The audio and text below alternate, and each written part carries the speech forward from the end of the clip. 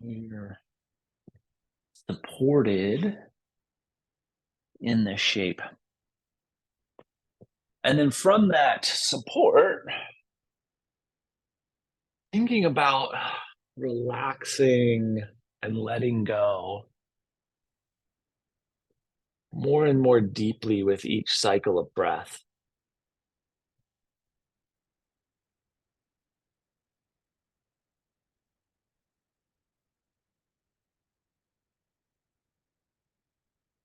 So that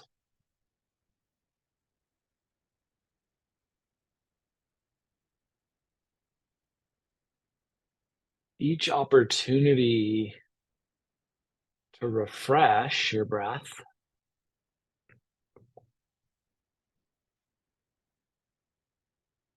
to nurture your body,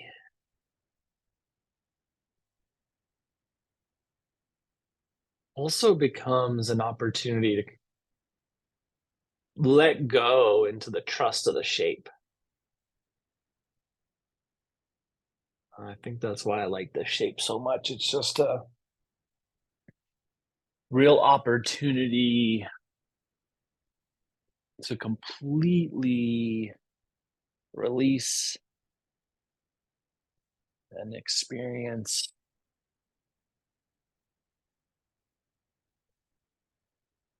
full support, and a great opportunity to build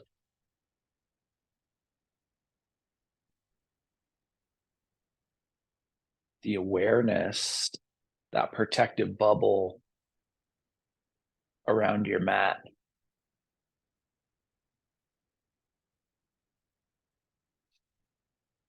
And so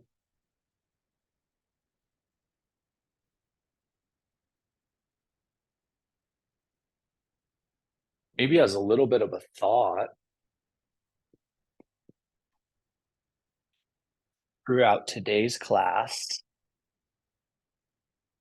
will be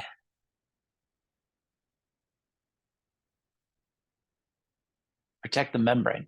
Right. So we build this protective bubble around our mat, around our practice. And then as we move through time, maybe there are thoughts or distractions that try to disrupt that bubble. Let's put a little energetic focus on protecting the membrane of the practice.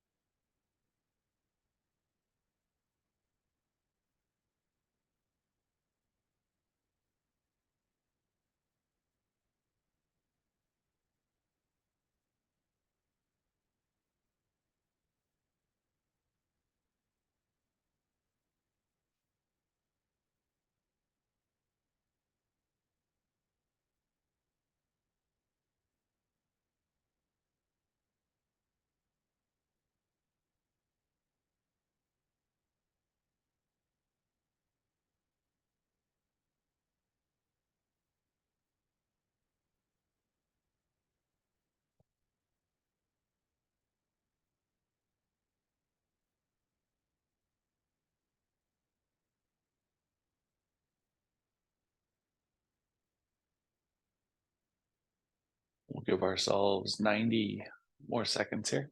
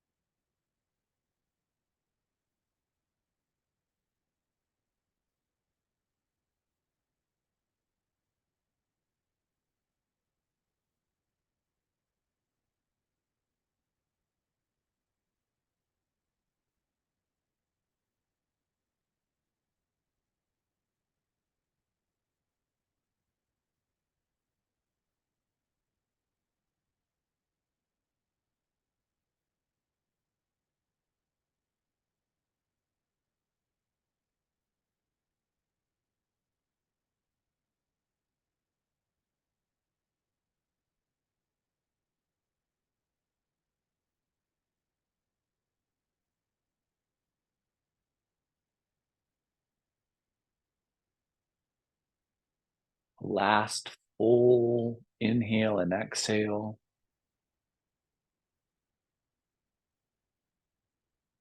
And when you're complete, we're going to bring our knees together, letting the kneecaps point towards the ceiling. You can push that prop off to one side or the other, and then we'll let the knees fall probably away from the prop is the best space. And then we are going to press ourselves up through seat and into tabletop. You get into tabletop and you like to have a little bit of extra protection. The blanket can come under the knees here, blanket or towel. And then really setting up tabletop for strength. So thinking about creating a neutral belly alignment, a neutral spine alignment, and then bringing the shoulders into an integrated space. So maybe the torso drops down like a centimeter or so, and then grip into the fingerprints. So start to get like just the subtlest little bend to that top and middle knuckle. Like you're really pressing into the fingerprints. And then we're going to shift maybe like 25% back into child's pose. So the fingerprints here are acting as anchors. And we're really thinking about the arm musculature. Forearm musculature is kind of the first line of defense here into the shoulder capsule and shoulder stability musculature. And then from that, maybe you feel into the thoracic shelf. Kind of the more we press into the fingerprints themselves, the more musculature will recruit. And then pull yourself forward to hands and knees tabletop. And now we may have some forearm fatigue. We're going to come down into this half dolphin, half tabletop pose. And then think about neutralizing the spine. So it's easy for belly to drop here. We're going to bring that to neutral and then lock in the fingerprint energy again. And then we're going to sink back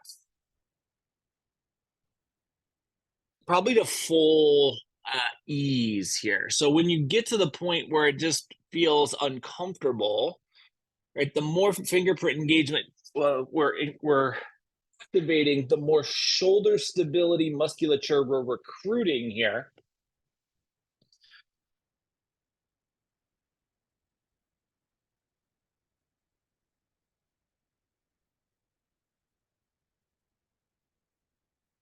And then pull yourself forward to hands and knees tabletop. Just reset in the spine, and then we're going to sink back into a more traditional version of child's pose. Really, this is like 3 child's pose sequences, right? Or 3 child's pose variations stacked into a sequence. When you settle here, really think about the shoulders relaxing. And so getting the maximum amount of shoulder release might involve positioning the hands in a different location, maybe back towards the feet or underneath the forehead. But play around with the positioning of the arms and hands until you find the spot where you are receiving the most benefit from this version of child's pose.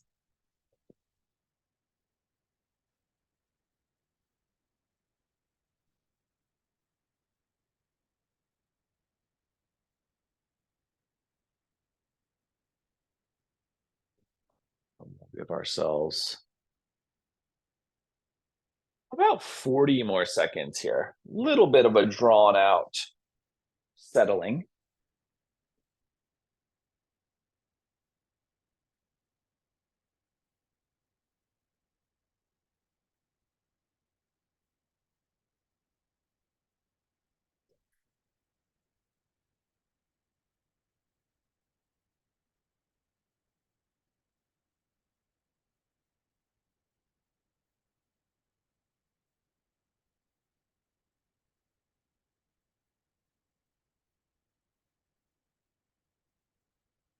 And then when it feels appropriate, let's pull ourselves forward to hands and knees tabletop.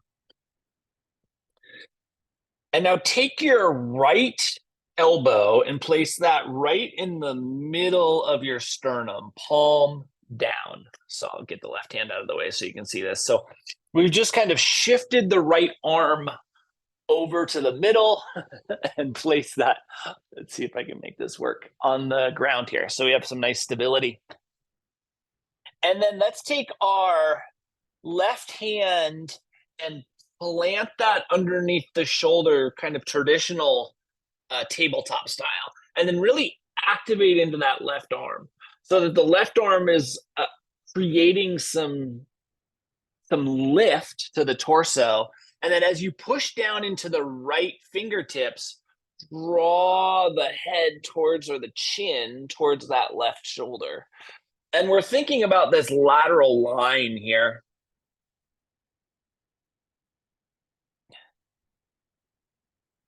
And then relax your head back to neutral. Keep your arms where they are and slide back into this modified version of child's pose. So we should have an offset hand position, and you should receive the kind of biggest ask on the right shoulder capsule, or that right shoulder musculature.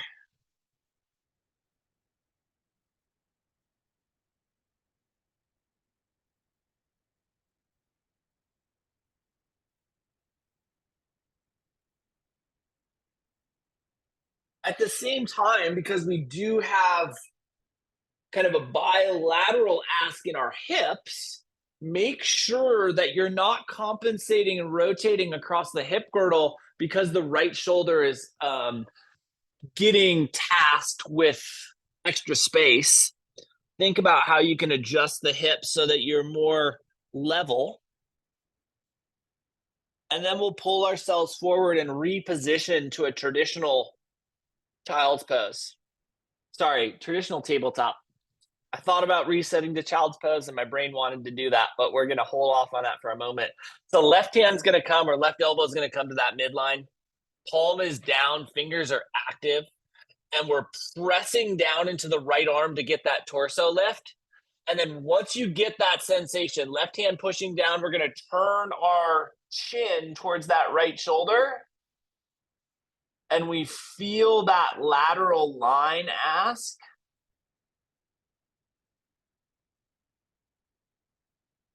And then when you feel like you're balanced left to right, we bring the chin back to neutral and sink back into this offset child's pose. Again, thinking about kind of a bilateral equality in the hips and this offset ask in our arms.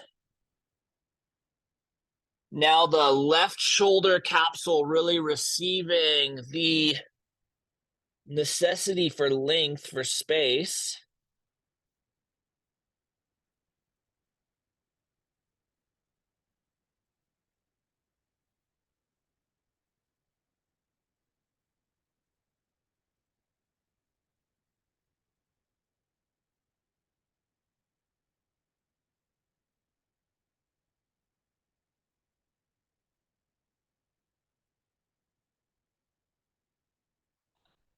And then when you do feel balance left to right, we'll pull ourselves forward and re-engage tabletop before sliding back to that aforementioned child's pose, this time actually making it happen. Now we'll just settle and breathe here. Yeah. Heck yeah.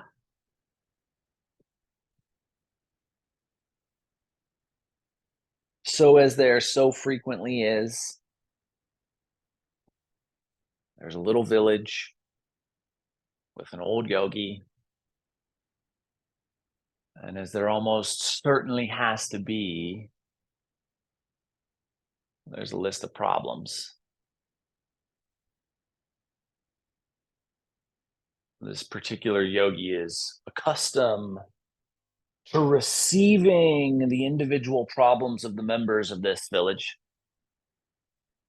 And on this day, this young woman approaches this old yogi. And she starts sharing a problem that's not necessarily uncommon. Let's pull ourselves forward to hands and knees, tabletop. And then from hands and knees, tabletop, I'm not going to get too granular with this description. We're going to take a relatively traditional thread the needle, right? So right hand is going to flip over and it's going to tuck underneath us. All I'm going to say is as you come down, think about keeping that right center or that right shoulder centered, not trying to push it further than centered, but really finding the right shoulder directly underneath the sternum. Even so, even when we kind of prevent the overextension from position, the weight of the torso coming down can start to separate the humeral head from the shoulder socket. So instead of allowing that weight to be unfettered against the arm position, start to retract the right shoulder or the right humerus back into the shoulder socket itself. Like you're trying to pull that arm bone back in.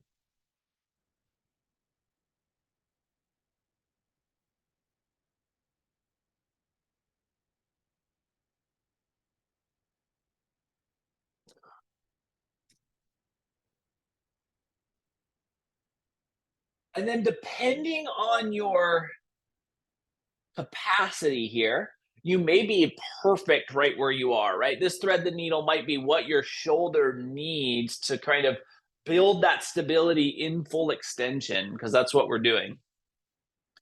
But I'm going to offer kind of a modification here, which is if you feel like you have a little bit more capacity, you can take that right hand and you can start to lift it up so that it can reach towards your left scapula, that left shoulder blade area. And if we can do this while keeping this shoulder, the right humerus retracting into the shoulder socket, we can really create some sensation, some activation around that right humeral head. And so this becomes, I guess, like a half thread the needle, half self hug. But just a word of note, that is a very intense ask of some very delicate and important stabilization musculature. So please just make sure that your shoulder is receptive to this.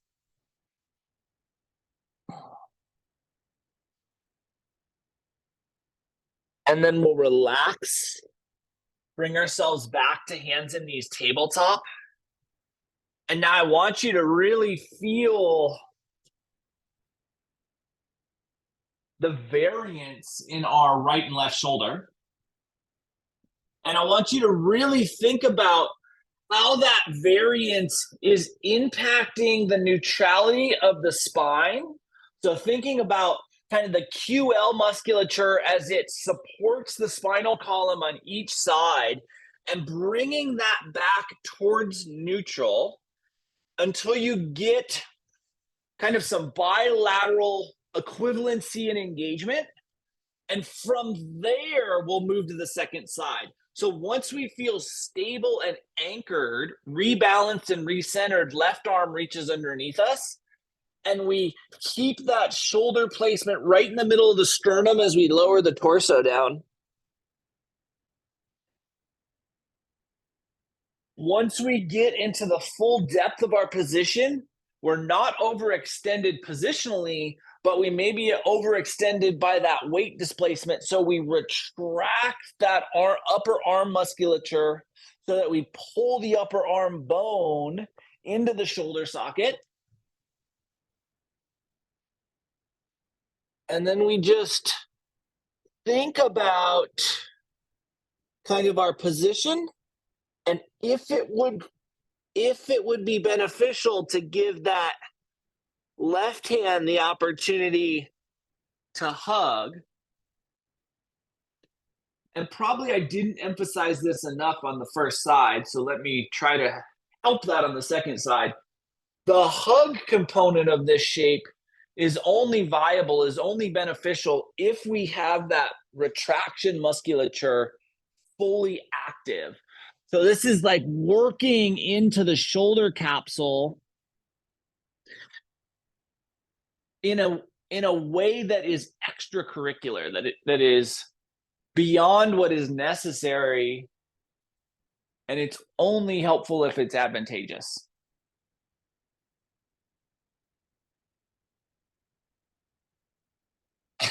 And maybe important to say, the only person that's going to know if it's advantageous or not is you, right? You really have to feel in to what is right for your body this morning and then make the decision that is most beneficial for you.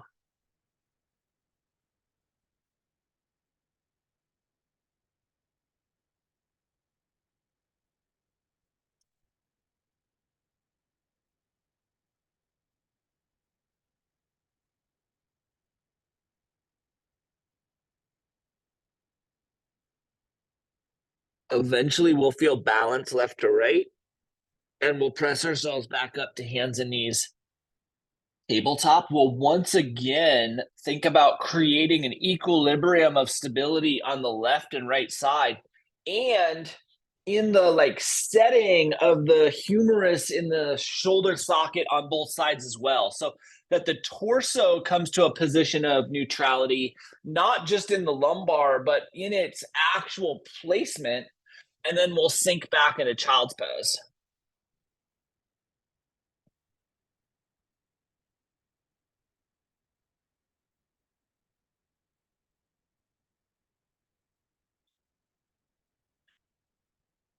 And we'll just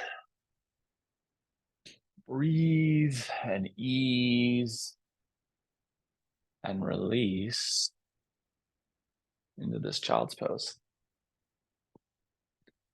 And so this young woman has come to visit this wise old yogi with this story of kind of mental turmoil, mental chaos.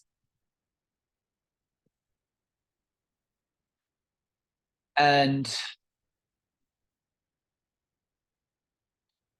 she's sharing the fact that she feels just disconnected and disjointed and unable to center herself.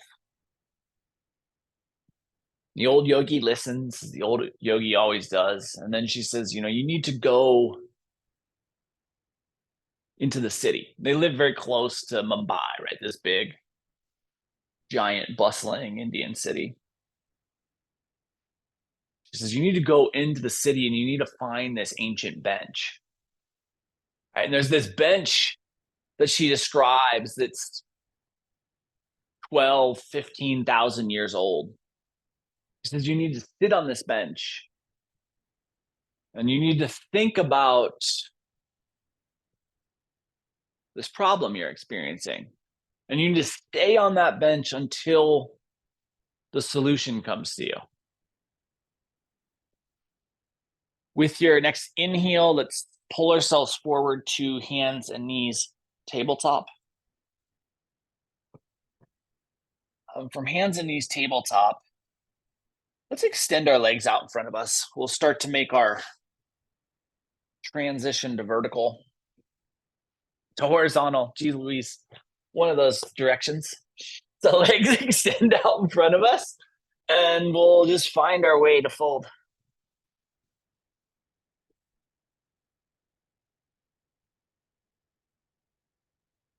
Settling in to a forward fold that feels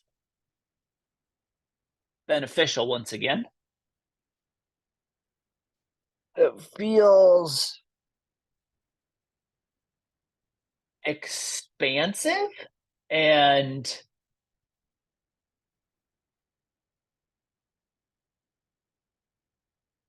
easy may not be the right word, but has a sense of ease to it.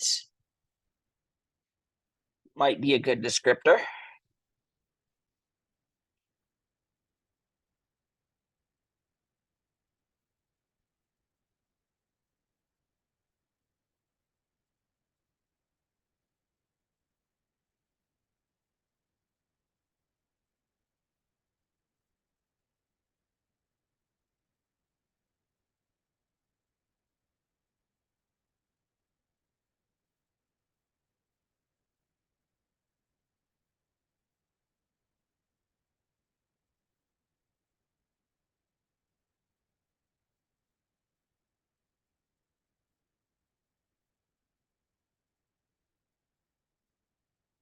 And we're going to be here for about 30 more seconds.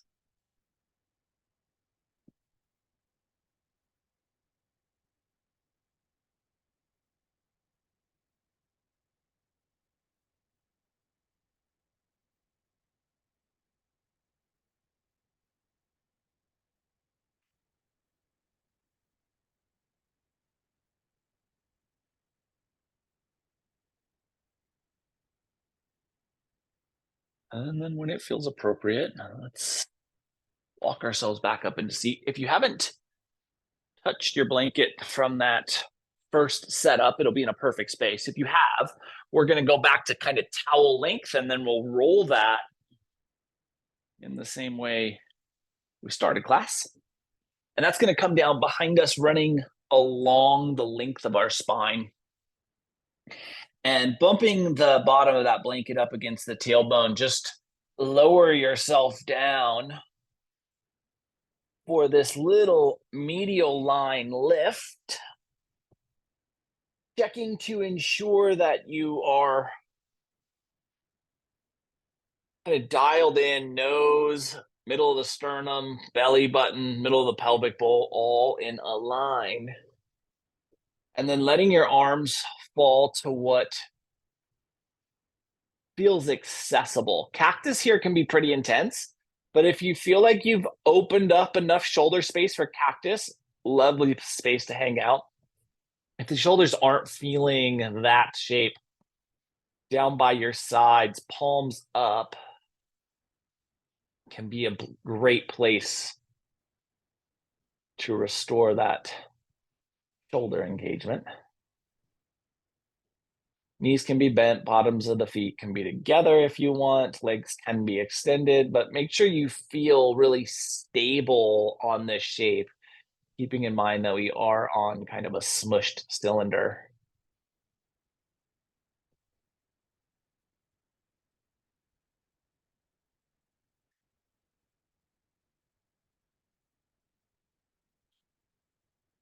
And then really letting your shoulders relax here, especially if your arms are in cactus. Kind of check in on the distance between the top of the shoulders and the bottom of the ears.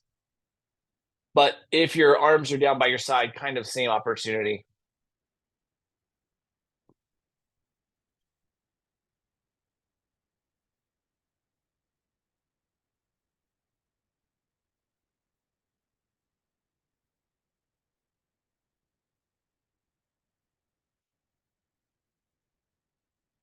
And so this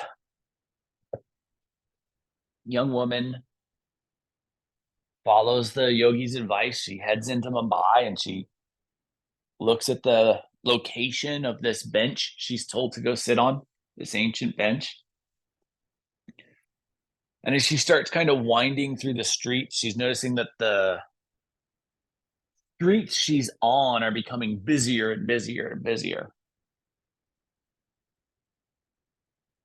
And the closer she gets to this ancient bench, the more people there are, the more traffic there is, the more cars that are honking, the more people that are yelling. Until she finally sees the bench she's supposed to sit on. And it's really close to this intersection that is just chaos.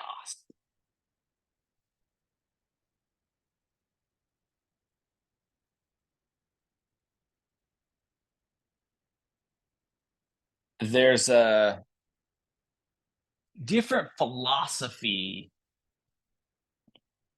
to traffic lights in India. And that philosophy is more or less, if there's not a police officer present, traffic lights do not exist. And so the use of the car horn is nearly constant. And as she sits down on this bench at this chaotic, maybe the world's most busy intersection, car horn blaring is just a constant drumming in her head.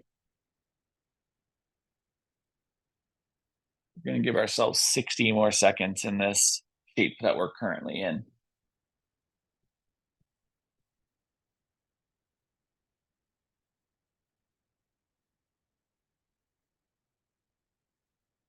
And she closes her eyes and she tries to drown out the sounds of the car horns. But because they're not rhythmic, they're sporadic and chaotic and random. She finds that knowing when to block out those external sounds is a near impossibility.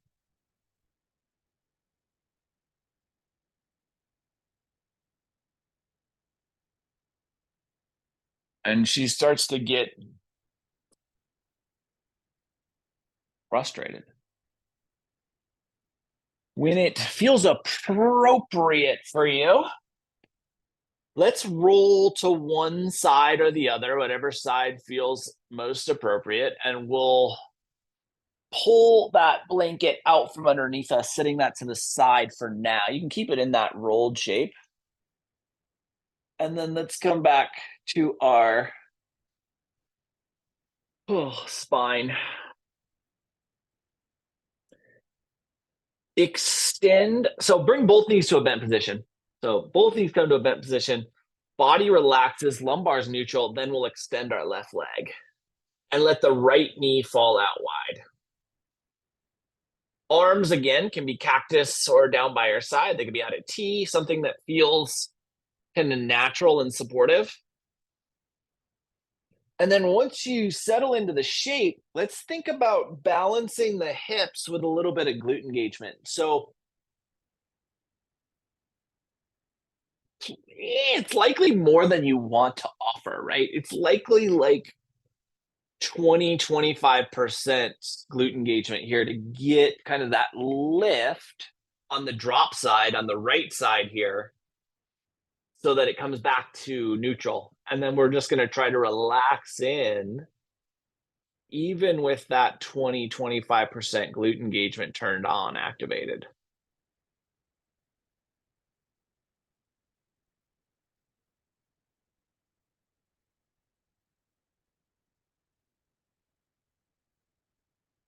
With that glute activation, you may notice the stabilization musculature around the femoral head on the right side gripping and activating and maybe speaking to you a little bit.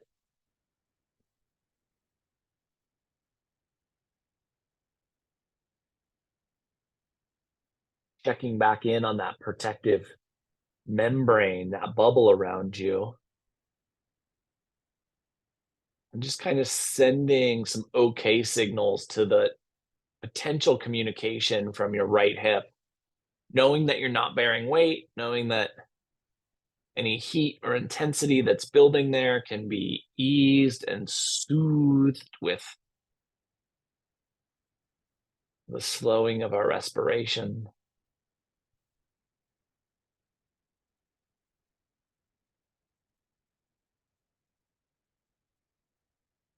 And we're going to give ourselves about 30 more seconds here on this first side.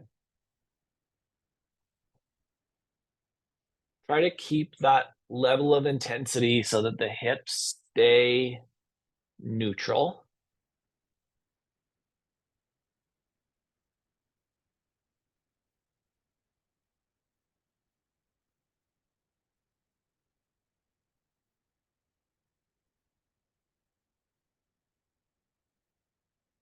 And then when it feels appropriate, let's release our right leg down so that it mirrors the left, and really note how different the right and left side of the leg structure feels. How the right and left glutes settle.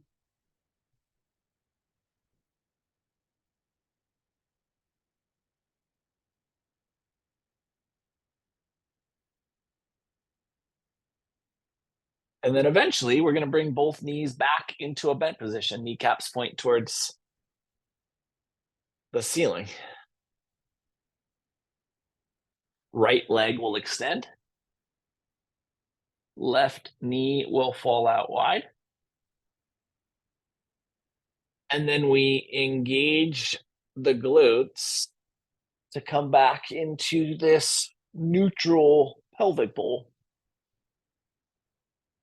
It's possible that because we've opened up some additional space on our right side, this left side may need a little bit more glute engagement. You may be talking 25 to 30% on this second side. But just bring the right level so that you can just hold that desired drop up just slightly so that the left side has that little elevation.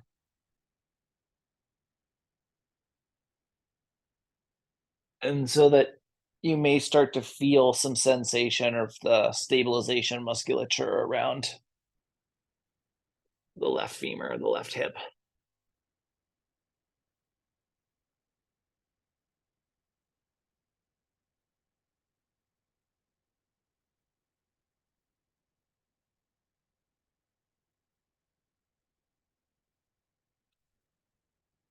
Same mental awareness around the fact that the hip is safe, even if it's speaking fairly loudly. The hip is safe because we're not bearing weight. We're just engaging our musculature, asking it to do something that we don't frequently ask it to do.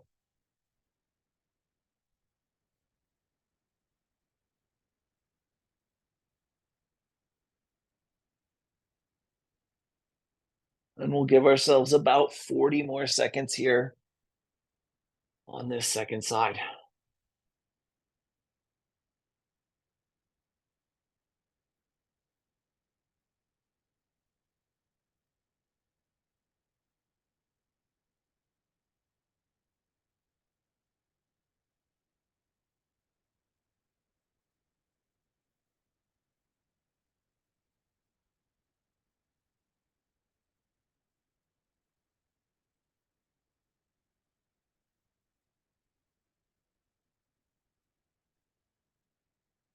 When it feels appropriate, we'll release our left leg down so that it can mirror the right.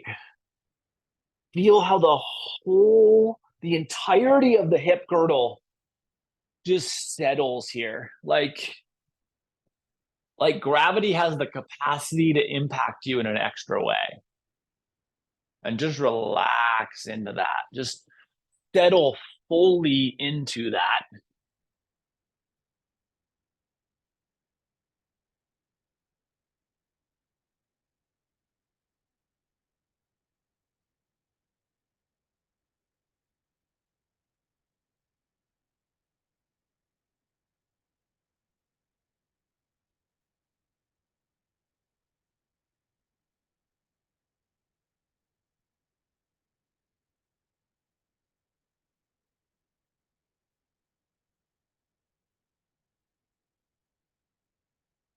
And then let's inhale and bring our knees into a bent position. Kneecaps can point towards the ceiling.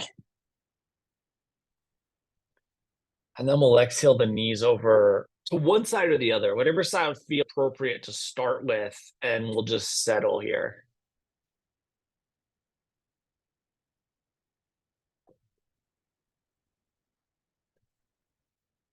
And so just when this young woman thinks she can't get any more frustrated by the sounds of the car horns honking constantly, sporadically, and chaotically, there are 4 newsstands, one on each corner of this incredibly busy intersection. And each of these newsstands has a barker who just starts shouting headlines, trying to sell their papers. And as they start shouting headlines, this mass of humans who are trying to walk the streets all start speaking louder so that they can hear one another. And so the sound, the noise, and the chaos of this intersection, intensity turns up even further. And this young woman's just sitting on this bench and she's trying to bring herself in and she's trying to think about the problem that she was sent here to solve. And it's like she can't even hold a thought long enough to think about the problem she's here, identify the problem she's here, let alone think about a solution for it.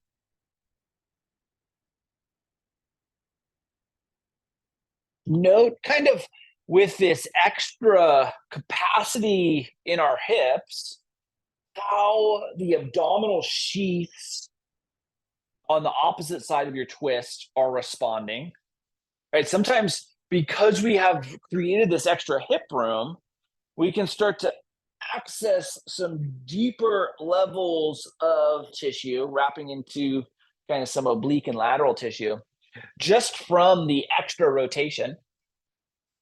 See if you can be extra anchored in your grounded lateral edge, whichever thigh that is.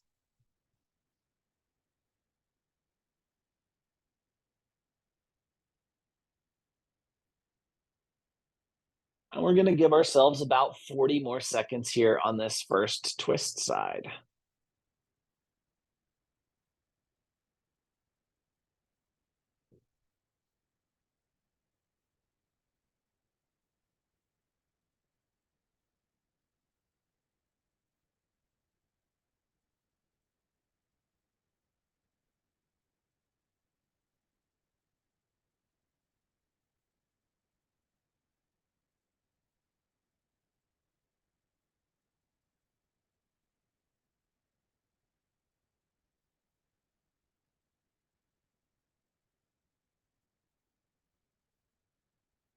And when it feels appropriate, let's bring our knees back to neutral.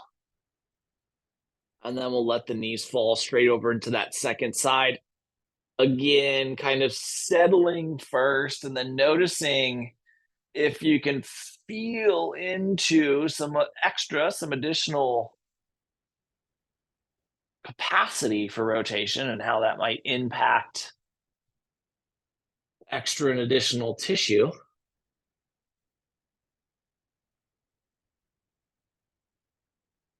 Just beyond the standard rotational sensations.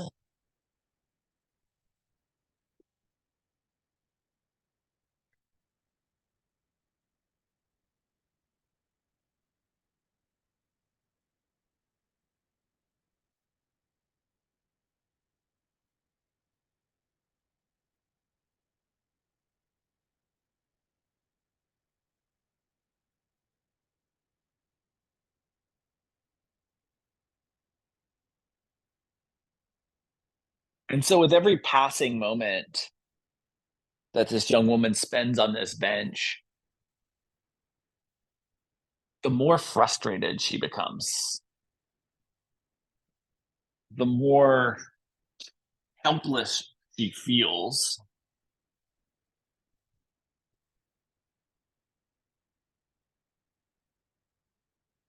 And the more she thinks about giving up, going home, disregarding the yogi's advice.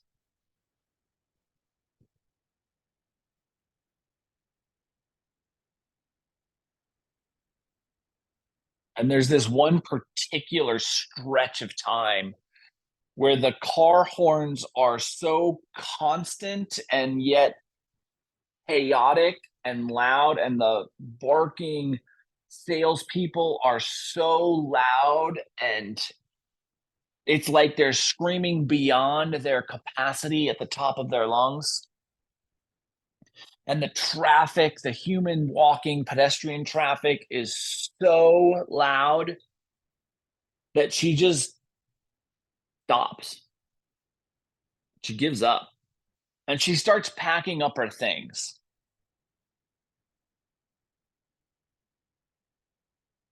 Last 20 seconds here on this second side.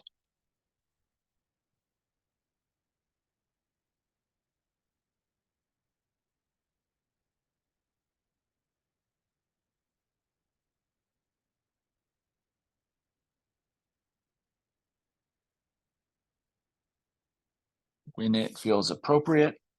Let's bring our knees back to neutral. Oh, as those knees come back to neutral, let's pull the thighs in towards the rib cage. Give yourself a little squeeze here. A little compression into the hip capsules.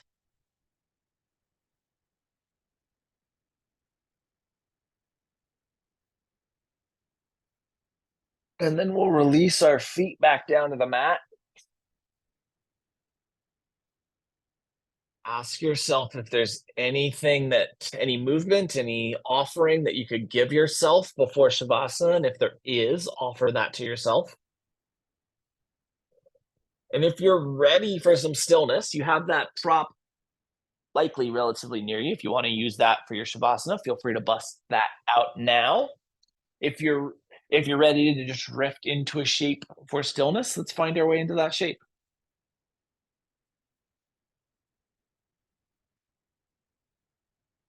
And so, out of frustration and helplessness, she's packed up her stuff and she's about to stand up and get off the bench and just disregard the advice she was given by this old woman, this yogi.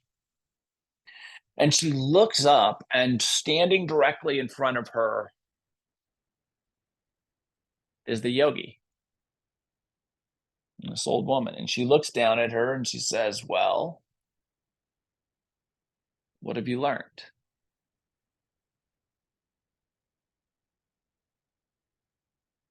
And at your time, just fully drifting into your version of Shavasana this morning.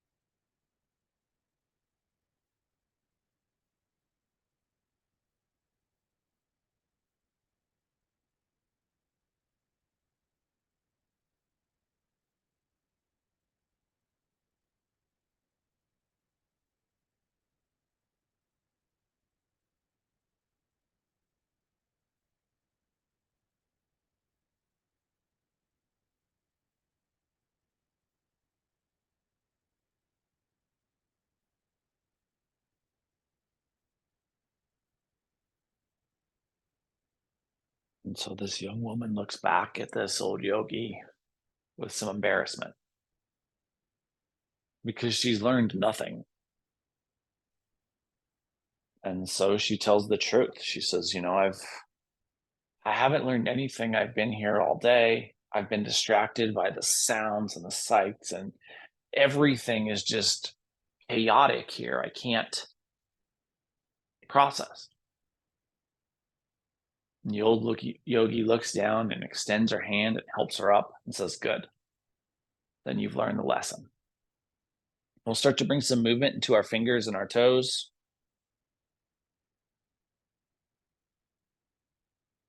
Into our wrists and our ankles.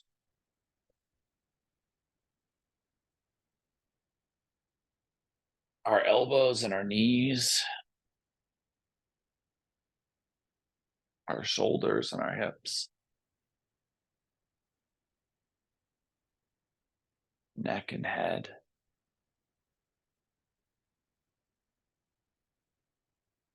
Jaw, eyes, tongue.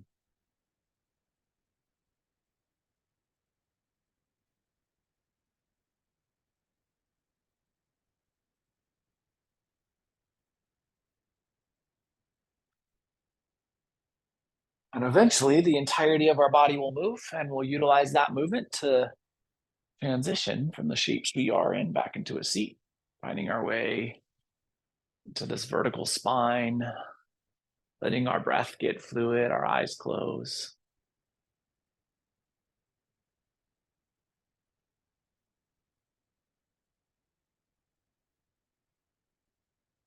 And we'll inhale our hands together at heart center.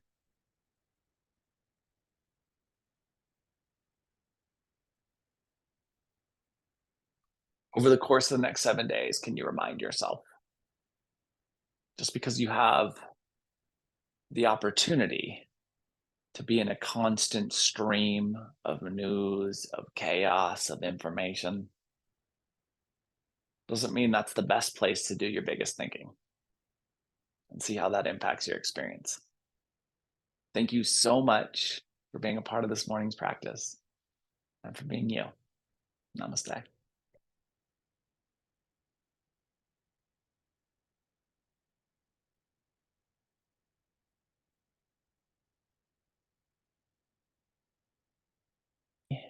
Happy Sunday, everybody. Appreciate the heck out of you being here. I'll be back tomorrow night if you want to move, as we're kind of building towards spring. I've been playing a lot more with some balance, trying to build that energy. So if I see you tomorrow, heck yeah. If I see you next week, heck yeah. Love the heck out of you. Have a beautiful day or week. Mwah!